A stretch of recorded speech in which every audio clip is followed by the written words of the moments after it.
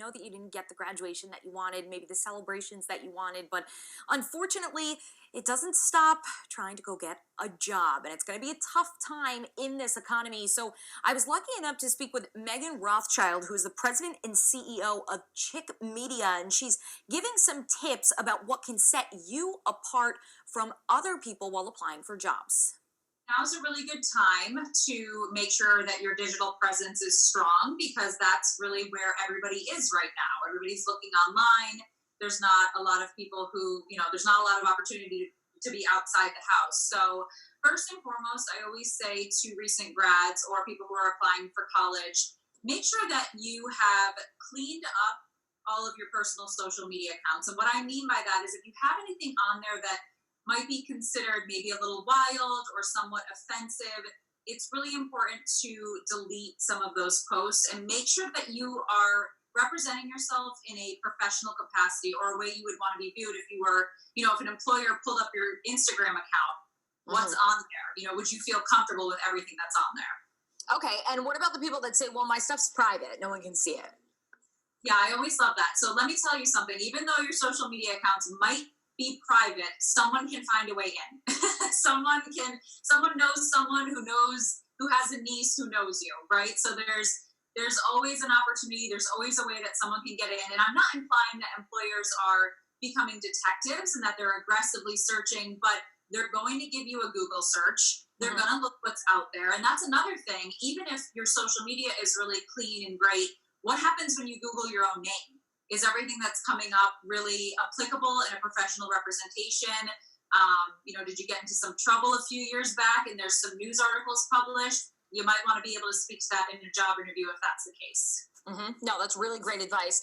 And what else can graduates do right now to get ready? I mean, it's obviously a difficult time for them during this pandemic, obviously going into a recession. What other things can you tell them to market themselves? Because it's going to be a fight for jobs. Yeah.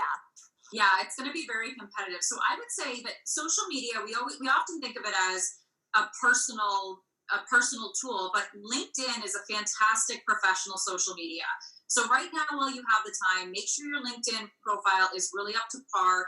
Now is the time that you can be reaching out to whether it's former employers or some of your professors and actually obtain letters of recommendations or endorsements on LinkedIn. Make sure that your cover photo is representative of the career you're trying to achieve and that your profile photo is professional. And I think finding something that sets you apart. So I always call them the USPs, which are unique sales propositions. So you're going to be up against so many other people who have very similar credentials. What makes you special? Why should you be hired over the next person who comes in for the interview after you?